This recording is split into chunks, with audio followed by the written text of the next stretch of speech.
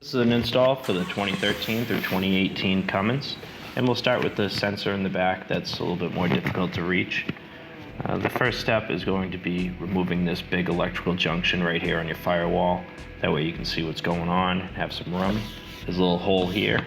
You're going to come in the opposite side with the pick and lift up on the tab in order to remove it.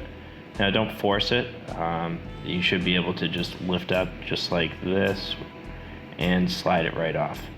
Then you're going to take that junction and you're just going to stick it off to the side.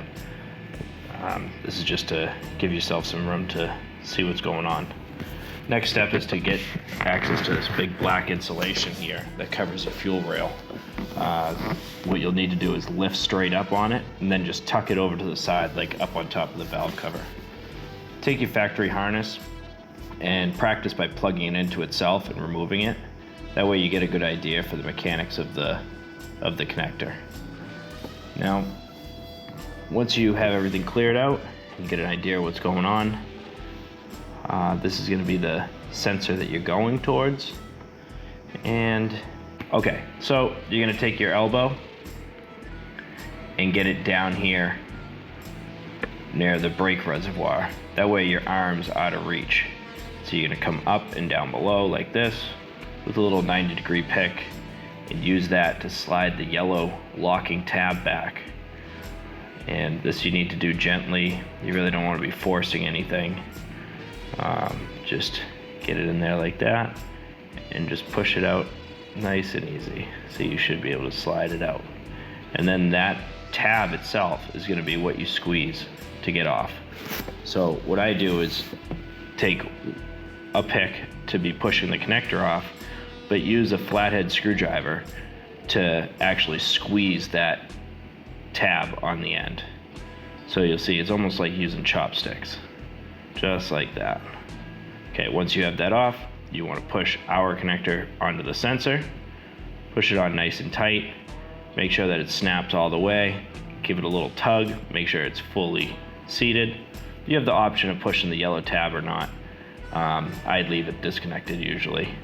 And then just triple check your connections and you should be good to go. Properly. The best thing to do is, like you see here, practice installing it with our own connectors by plugging it into itself.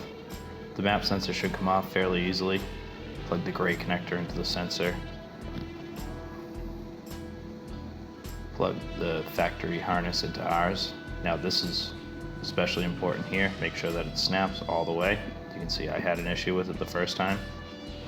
Squeeze it real tight. Maybe lift the tab a little bit just to make sure it locks.